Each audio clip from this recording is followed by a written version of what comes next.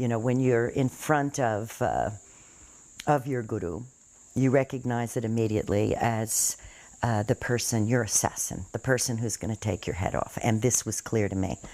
I was meeting my assassin.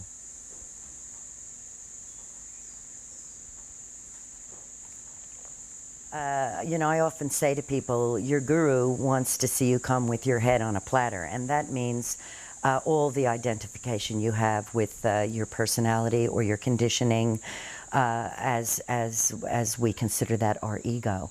And the guru will definitely set out to deconstruct your ego. And this, of course, is a very liberating process.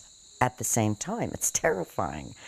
It's a terrifying experience. And in fact, it's how I wound up in Goa. I fled Sri Lanka because I was being, you know, deconstructed.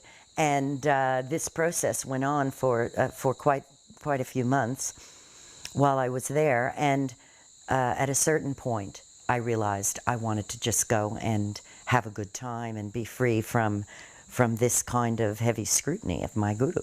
So off I went to Goa.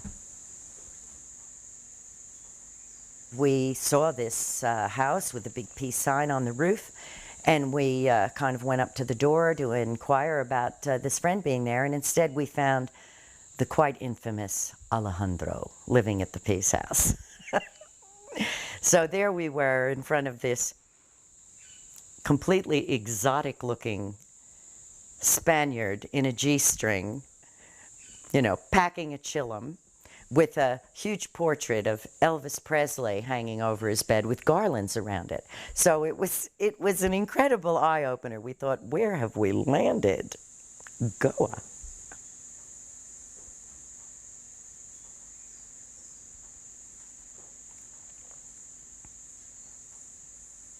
And actually, it's incredible how things work out.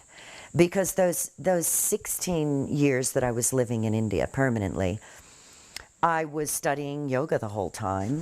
Not only was I under the tutelage of my guru in Sri Lanka and initiated into the lineage of the Tamil Siddhas, but once I left and went to Goa, I studied with Clive Sheridan for 5 years or so, yoga and pranayama, and I went to Bombay to see Krishnamurti, and I went to all kinds of places. I did Vipassana courses, and this is all, you know, as Goa as the base, going out and practicing and studying and meeting teachers and learning, so that actually when I landed in Australia in 1986, my partner said to me, why don't you teach yoga?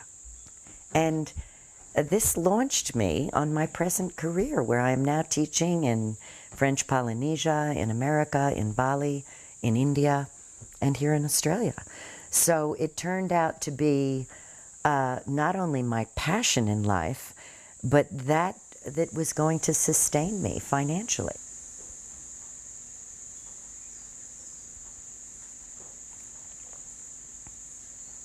Going back to the place where you were raised, I think, is very important to come to terms with.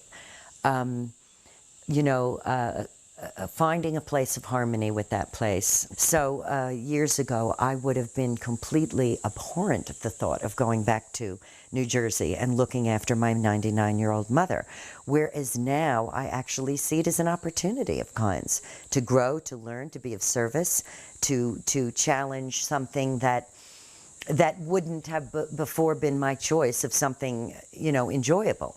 So yes, the answer is yes.